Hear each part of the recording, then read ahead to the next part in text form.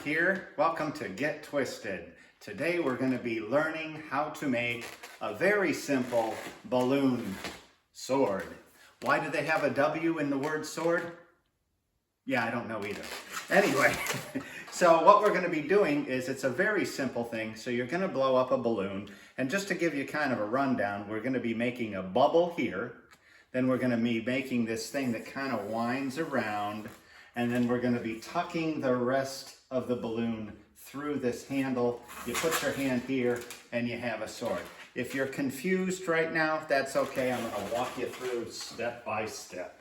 So what we're going to do is we're going to get let's use a gray balloon because most swords are kind of gray, kind of middle looking. And we're going to blow it up almost all the way. I want to leave just a little bit for a little bit of air displacement. So it's kind of about just about a finger size at the end. The first thing we're going to do is we're going to make ourselves a little round 1-inch bubble like that. Now, if you're new to balloons, watch what happens when you let go. Yep, don't do that.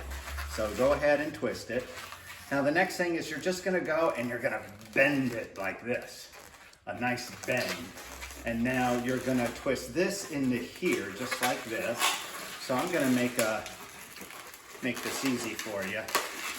So we're going to twist this into here just like that, and we're making our sword handle. Now at this point, if you let go, nothing's going to happen. You can take a rest.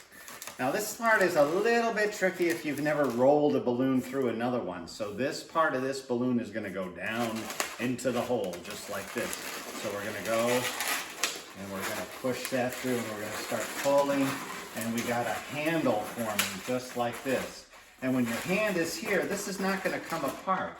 And there you have a nice little swashbuckling sword.